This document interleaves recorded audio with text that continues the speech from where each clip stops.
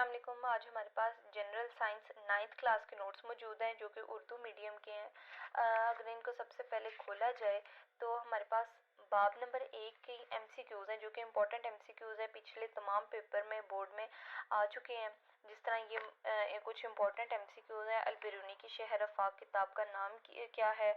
और इनकी सबसे अच्छी बात ये है कि आपको बार बार किसी की ये इनके जवाब ढूंढने की ज़रूरत नहीं है। साथ ही इनके जवाबात पर निशान लगा दिया गया है कि ये इनके जवाब हैं।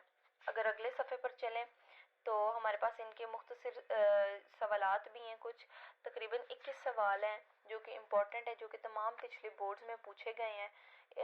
इसी तरह ही बाब नंबर 2 पे अगर देखें तो बाब नंबर 2 के एमसीक्यूज़ पहले दिए गए हैं और उनके साथ साथ निशान भी लगा दिए हैं कि ये इनके जवाब हैं। और उसके आगे मुख्तसर सवाल भी दिए गए हैं।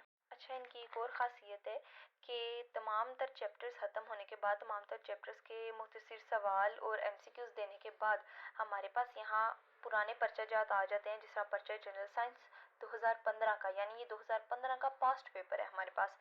तो आप लोगों को कोई अलग से पास्ट पेपर और अलग से किताबें लेने की ज़रूरत नहीं है।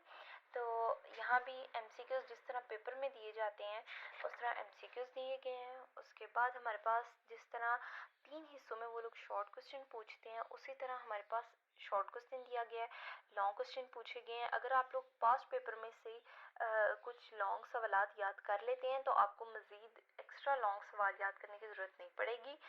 तो उसी तरह पास्ट पेपर से एक आइडिया मिल जाता है कि किस तरह पेपर आएगा। इसी तरह हमारे पास पर्चे जनरल साइंस 2017 भी मौजूद है, इसके अंदर 18 भी मौजूद है।